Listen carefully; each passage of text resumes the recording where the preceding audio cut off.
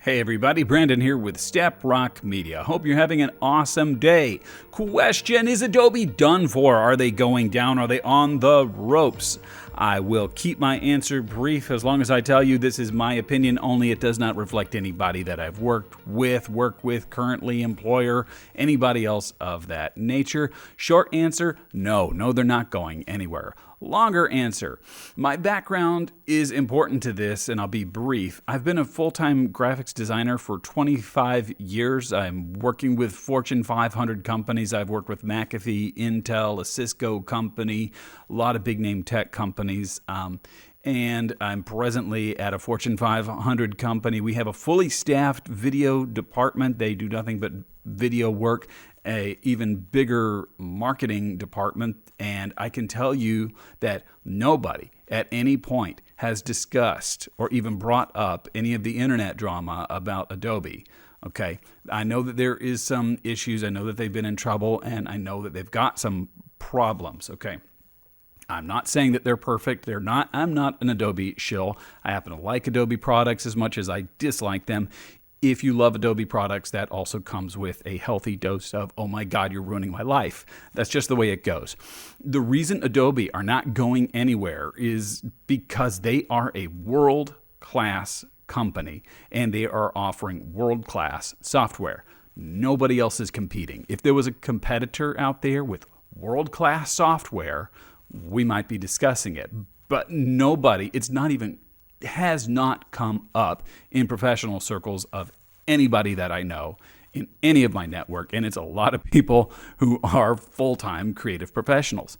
Adobe offers a complete suite, a complete family of products that let teams connect across the globe. I know that sounds like some boilerplate stuff and you're going to think I got paid for it, but no, it's just the truth. That's an explanation. That's a description of what they're doing. We can have really great individual pieces of software. DaVinci Resolve is going to be one of the only ones that's ever discussed. It's a single one-off piece of software. It's not part of a complete family ecosystem of software that enables teams across the world to work on the same project. Nobody does that. Anytime people talk about DaVinci, they'll say, great piece of software, I really like it, but I'm not really into color as much. DaVinci is known for color management tools, and that's what people will use it for.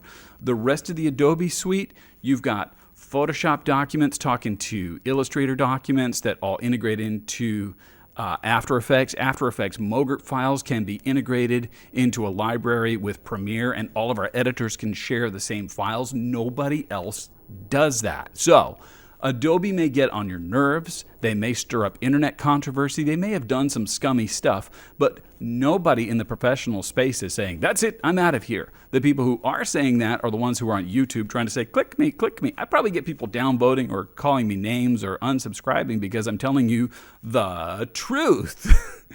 In the professional space, we're not talking about it.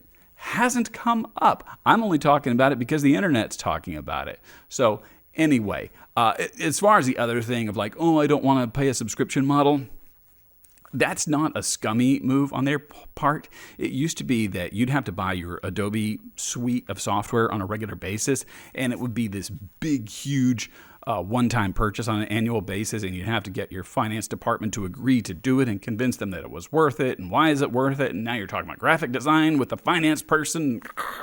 It's a lot easier just to have a regular subscription model, and everything is updated on the regular. Yes, it drives you crazy when you're constantly having to update your software. Yes, you can get annoyed about having to pay for software on the regular. But when you are a full-time professional, this is what you're making your living doing. This is part of your tool set. This is part of the cost of doing business. If you're serious and if you're running a money-making operation, if you're a full-time creative, then that's the cost of doing business. You don't run a business for free, okay? Running world-class software is just part of the cost of doing business. Now, as to the rest of the drama, whatever Adobe have done, whatever they're in trouble for, I'm not going to defend them. I'm not even going to get into it. I'm just telling you that we're not ever talking about changing software. It hasn't come up. They haven't ticked us off enough to want to change. As long as they continue to be world-class software, they're delivering what we're asking for, it doesn't come up. If there was another real competitor, we'd be having a conversation. But if you want to take Adobe down, you need to start 5 years ago.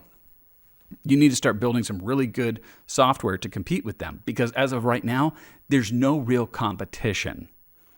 That is a really big point. There used to be competition. Quark was the competitor against PageMaker, and PageMaker evolved and they redid it and it became InDesign. InDesign kicked Quark's butt up and down the street. Nobody uses Quark anymore. Now we're all into InDesign. It happens all the time. They've made smart moves, they've acquired software, and they've integrated it into one unified family. You just don't find anybody else who's competing on that level. If you did, maybe we'd be having a conversation. But anyway, that's my 2 cents. That's my honest take on the drama of, is Adobe going down? And hey, let me know what your thoughts are. If you're mad because I'm telling you the truth, then I'm so sorry, but that's the honest truth of it. I hope that you have a great day. Talk to you later.